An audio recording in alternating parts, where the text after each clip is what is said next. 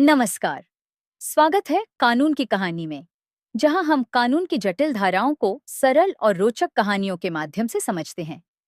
आज की कहानी एक वादे, एक जमीन और न्याय की ताकत के इर्द गिर्द घूमती है।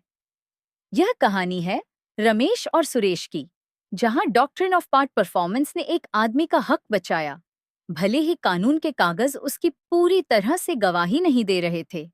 तो चलिए इस सफर को शुरू करते हैं। एक छोटे से कस्बे में रमेश नाम का एक मेहनती स्कूल टीचर रहता था। उसका एक सपना था, अपना खुद का घर बनाने का। एक दिन उसके दोस्त सुरेश ने, जिसे पैसों की जरूरत थी, उसे एक छोटी सी जमीन बेचने का ऑफर दिया। रमेश बहुत खुश हुआ। दोनों के बीच एक अग्रीमेंट, लिखित अनुबंध हुआ और रमेश ने सुरेश को 5 लाख रुपए एडवांस दे दिए। चिंता मत कर, सुरेश ने आश्वासन दिया। जल्द ही रजिस्ट्रेशन हो जाएगा और जमीन पूरी तरह से तुम्हारी हो जाएगी। रमेश ने उस पर भरोसा किया, जमीन पर कब्जा लिया, एक छोटा सा घर बनाया और अपने परिवार के साथ रहने लगा। उसे क्या पता था कि जल्द ही एक बड़ा तूफान आने वाला था। कुछ महीनों बाद सुरेश को दोबारा पैसों की तंगी हुई, लेकिन इस बार उसने एक और खरीदार, विक्रम को ढूंढ लिया।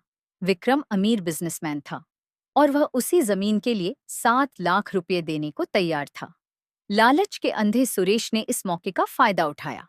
उसने जमीन रजिस्टर्ड सेल डीड के जरिए विक्रम को बेच दी और रमेश से किया गया अपना वादा पूरी तरह से भुला दिया।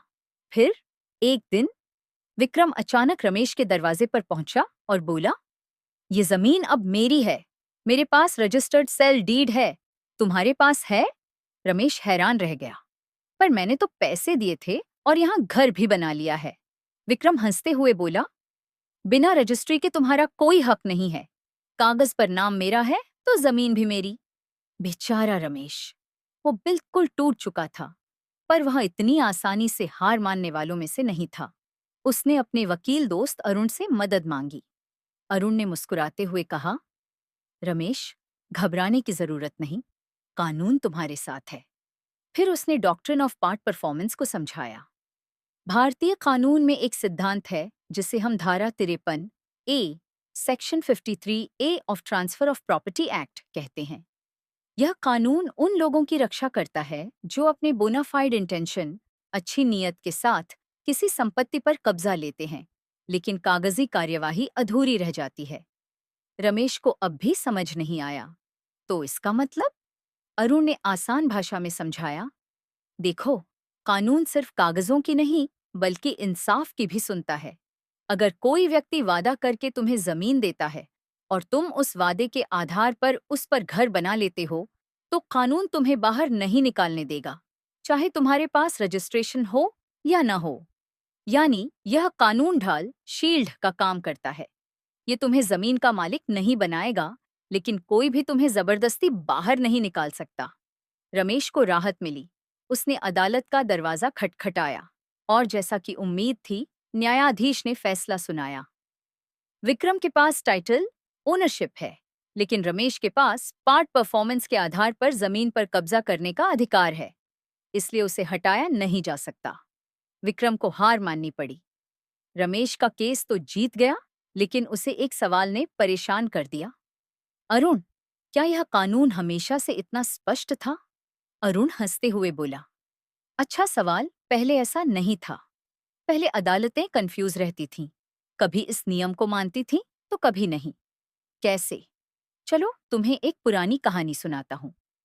1914 में मोहम्मद मूसा वी अघोरी कुमार गांगुली केस आया। दो परिवारों के बीच एक कॉम्प्रोमाइज अग्रीमेंट, समझौता हुआ। उन्होंने संपत्ति बांट ली और 40 साल तक उसी समझौते के आधार पर रहे। लेकिन अगली पीढ़ी ने कहा, "यह तो रजिस्टर्ड नहीं है, मतलब ये लीगल ही नहीं।" मामला प्राइवी काउंसिल, तब की सर्वोच्च अदालत तक पहुंचा और उन्होंने कहा, "अगर दोनों पक्ष इतने सालों तक समझौते का पालन कर रहे थे, तो अब उसे अवैध नहीं माना जा सकता।" इस केस ने डॉक्ट्रिन ऑफ पार्ट परफॉर्मेंस को भारत में मजबूत किया। लेकिन फिर 1934 में अरिफ वस जादूनाथ केस ने सब कुछ बदल दिया। अदालत ने कहा, अगर कोई कानून रजिस्ट्रेशन को अनिवार्य मैंडेटरी बनाता है तो उसे दरकिनार नहीं किया जा सकता। इससे कानूनी उलझन बढ़ गई। इसी वजह से 1929 में सेक्शन 53A को भारतीय कानून में जोड़ा गया। रमेश ने राहत की सांस ली, लेकिन अरुण फिर मुस्कुराया। रुको रमेश, अगर विक्रम को पहले से कुछ पता ही न होता तब क्या? मतलब अगर कोई तीसरा व्यक्ति जिसे सुरेश की पहली डील का पता ही न हो वह जमीन खरीद ले तो? अब रमेश सोच में पड़ गया। अरुण ने बताया कि अगर जैद नया खरीदार, बोनाफाइड परचेजर, इनोसेंट बायर है और उसे पुराने सौदे की कोई जानकारी नहीं थी तो कानून उसे बचाएगा। यानी अगर विक्रम को रमेश की डील के बारे में पहले से कुछ पता न होता तो रमेश केस हार सकता था। रमेश हैरान था। यानी पार्ट परफॉर्मेंस की ढाल सिर्फ असली धोखेबाज के खिलाफ काम करेगी? बिल्कुल, अरुण ने कहा। सीख क्या मिली?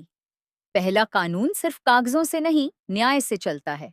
दूसरा, अगर आप जमीन का कब्जा ले चुके हैं और वादा पूरा कर चुके हैं तो आपको जबरदस्ती नहीं निकाला जा सकता। तीसरा, लेकिन अगर नया खरीदार निर्दोष है तो वह आपकी रक्षा नहीं करेगा। चौथा, सबसे जरूरी, हमेशा रजिस्ट्रेशन कराओ। तो दोस्तों, यही थी आज की कानून की कहानी। अगर आपको यह कहानी पसंद आई तो इसे अपने दोस्तों के साथ शेयर करें और हमारे चैनल को सब्सक्राइब करें। याद रखिए, न्याय सिर्फ किताबों में नहीं, इंसाफ में बसता है। अगली बार मिलते हैं एक और कानूनी कहानी के साथ।